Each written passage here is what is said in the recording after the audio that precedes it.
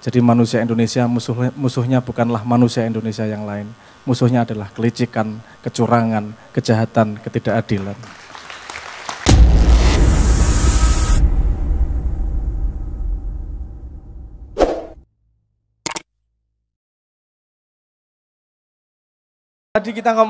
Tadi kita ngomong banyak tentang Indonesia. Kalau saya tanya sedikit nih, kalau Indonesia adalah sebuah novel, kalau Indonesia adalah sebuah cerita komik, yang nulis siapa?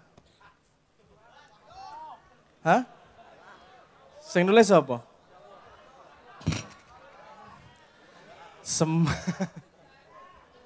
Sejarah yang nulis siapa? Kejadian yang nulis siapa?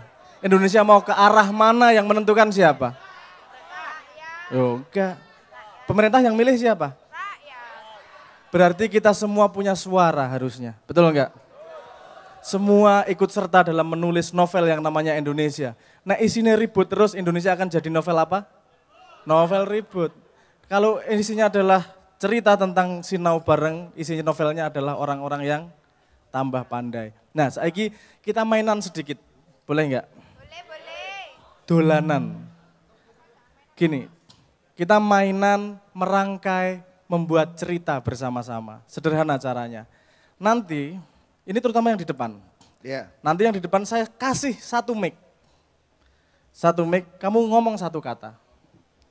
Terus kemudian lempar ke sebelah, jadi lempar dengan benjut nanti.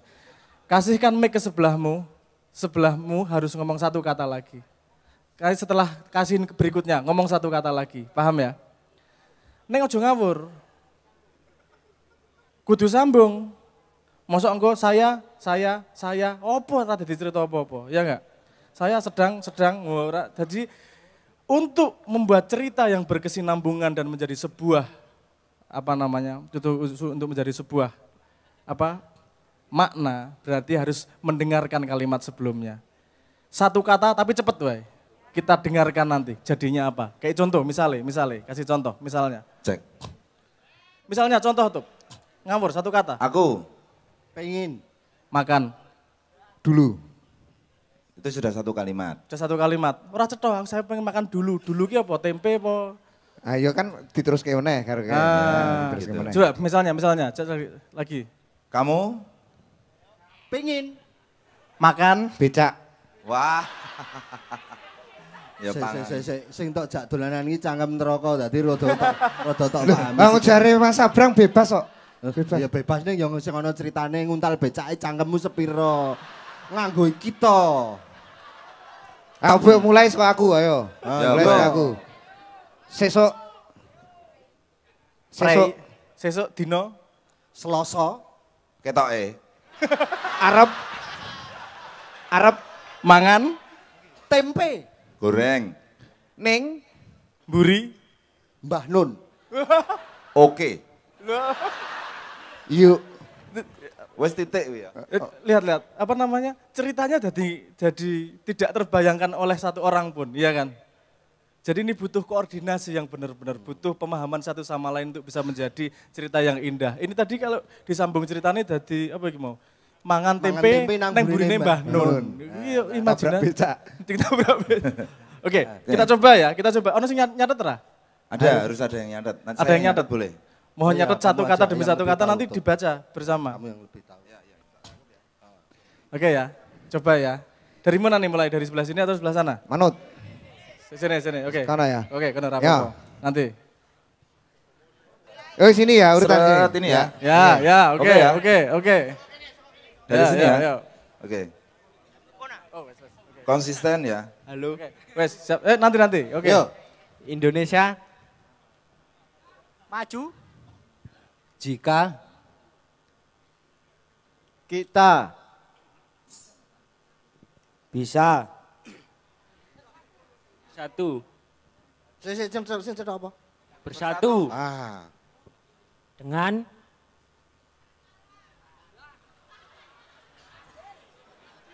dia. Ayo terus. Ayo terus. Ayo terus. Kamu. Hah? Apa? Kamu. Oke. Damai. Terus? berikan. Damai. Tentram. Cinta.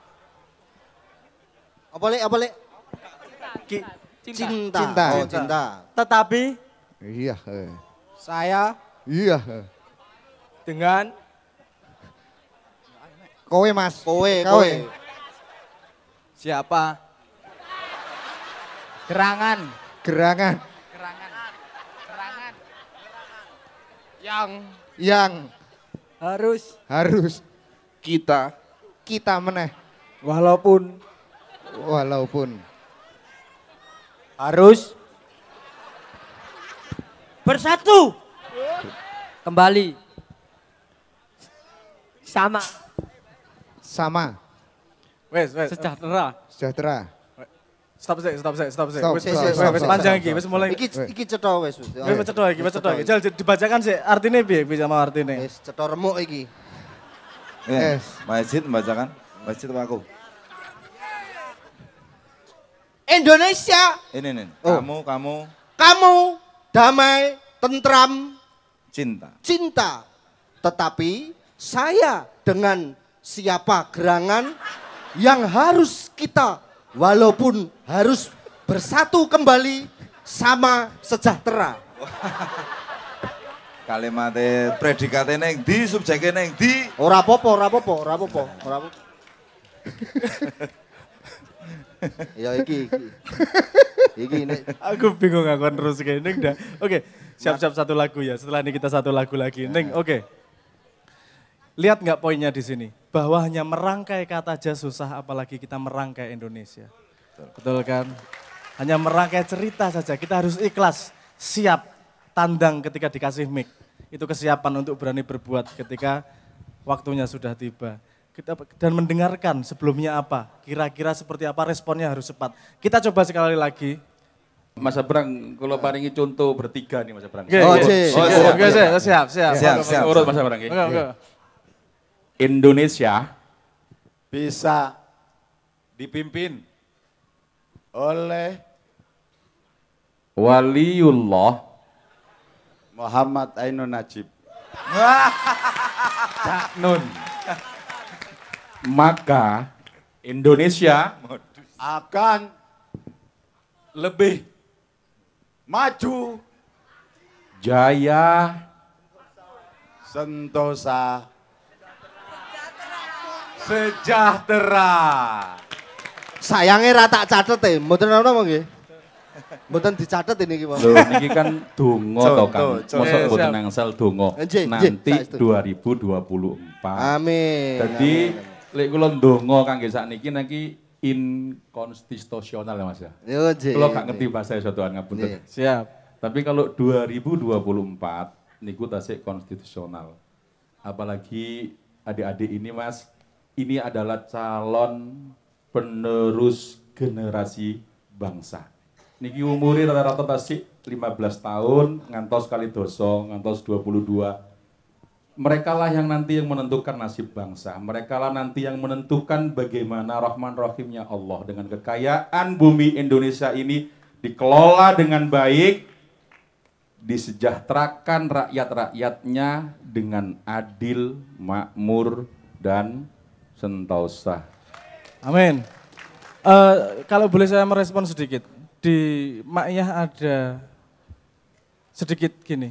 Ada generasi penerus, ada generasi pendobrak, ada generasi pembaharu. Itu beda semua. Generasi penerus adalah meneruskan apa yang sudah ada. Generasi pendobrak adalah membuang apa yang sudah ada dan tiba-tiba bikin baru. Generasi pembaharu adalah bisa mengambil yang baik dari sebelumnya, tapi merubah menjadi yang lebih baik untuk masa depannya. Semoga kita semua bisa menjadi generasi pembaharu. Amin, amin, amin. Oke. Bilang ada metode dari Allah ya. Supaya mengurusi alam semesta itu aman, maka Allah menetapkan bahwa penciptaan malaikat itu asasnya adalah kepatuhan. Maka tidak ada malaikat yang tidak patuh kepada Allah, ya'malu ma yu'marun. Tapi jin-jin yang tidak jenius seperti iblis menjadi banujan. Banujan itu, banu itu dari kata bin atau bani. Kalau pakai kata depan namanya bani, min bani Muhammadin atau min bani Israel. Nek gak nganggo min banu. Jadi banu jan, jan itu artinya jin banyak, jin jamak ya, jamaknya jin itu jan. Yang pekerjaannya yufsiduna fil ardi wa yasfiku dima. Pokoknya gelut terus, tawur terus, medsos-medsosan terus, dan menumpahkan darah. Nah ketika terjadi kebebasan yang tidak terukur pada kaum jin Banu Jan ini, kemudian Allah menciptakan yang baru untuk menjadi makhluk penyeimbang.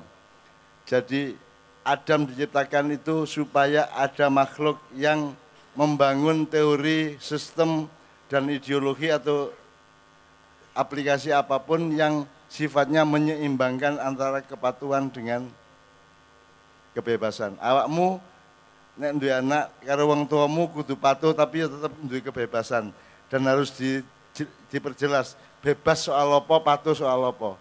Nah, orang modern ini tidak mengerti untuk menempatkan pada sisi apa dia bebas, pada sisi apa dia patuh. Coba kamu selidiki sendiri. Manusia diciptakan Allah untuk menjadi penyeimbang dari ciptaan Allah. Jadi sekarang kuncinya adalah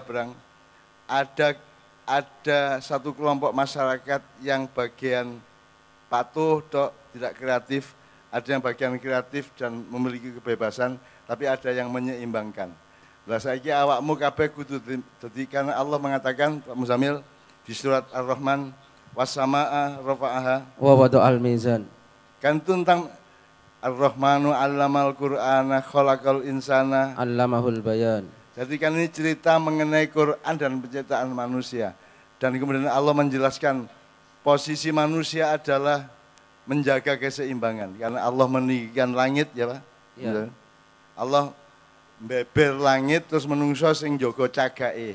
Nah, teman-teman sekalian dalam hal apa saja, individumu, pribadimu, psikologimu, jiwamu, mentalmu, keluargamu, masyarakatmu, urusan yang nomor satu adalah seimbang atau tidak seimbang. Kenapa Anda kerasan di sini? Karena Anda seimbang. Kenapa Anda bisa sampai jam 3 meskipun nanti tidak bisa sampai jam 3. Tapi kenapa Mak Ian bisa berjam-jam? Karena Anda berada pada posisi seimbang antara hatimu dengan pikiranmu, pikiranmu sendiri seimbang, hatimu ya seimbang. Musuh dari pemegang cahaya bukanlah pemegang cahaya yang lain. Mungkin cahaya warnanya berbeda, tapi semua cahaya musuhnya adalah kegelapan. Jadi manusia Indonesia musuhnya bukanlah manusia Indonesia yang lain. Musuhnya adalah kelicikan, kecurangan, kejahatan, ketidakadilan. Ya ada kelanjutannya kata Sayyidina Ali itu Mas Abrang. Jadi beliau begini, kalau orang bodoh itu mencari orang yang benar untuk mengetahui sesuatu yang benar. Tapi orang yang cerdas kata Sayyidina Ali mempelajari kebenaran sehingga dia tahu siapa yang benar akhirnya. Itu kata Sayyidina Ali. Jadi kalau orang bodoh mencari orang yang benar, dari situ dia mencoba mencari kebenaran. Orangnya dulu yang dicari. Tapi orang yang cerdas kata Sayyidina Ali, dia mencari kebenaran, setelah itu maka dia menjadi tahu orang yang benar. Nah itu dia, begitu Sayyidina Ali. Tahun 1998 kan terjadi krisis ekonomi Mas Ipong ya. Dan waktu itu saya menyekolahkan Dole ini ke Kanada. Bali ke Indonesia oke, tapi sekolah di Indonesia tidak. Apa sebabnya? Apa sebabnya berang? Sebab bedanya Indonesia sama di Kanada, tempat dia sekolah waktu itu. Kalau di Kanada itu orang didengarkan supaya kita mendengarkan orang supaya kita tahu dia benar apa tidak. Kalau di Indonesia, orang yang kita anggap benar kita dengarkan, yang tidak kita anggap benar tidak kita dengarkan. Atau ada bahasa yang lebih spesifik? Kalimat saya waktu itu, enggak di semua Kanada ya, tapi pada pengalaman saya waktu itu, karena waktu itu kebetulan lagi pas keadaan tertentu, terus saya mengatakan, kalau di sini saya didengarkan untuk dibuktikan saya orang atau bukan. Kalau di Indonesia, saya harus menjadi orang duluan untuk bisa didengarkan. Padahal kebenaran bisa datang dari seseorang yang tidak dianggap orang. Ilmu bisa datang dari mana saja. Jadi diem Jawa, nek wis dadi wong, nek wis dianggap wong kayak dirungokno. Nek di Kanada, wong dirungokno cek ro dhek iku wong ta dudu lah ngono. Bahasa Jawanya gitu ya. Oke. dari cahaya ini kita masuk ke sesudah cahaya, 2 langkah di sebelumnya yaitu sebelum cahaya.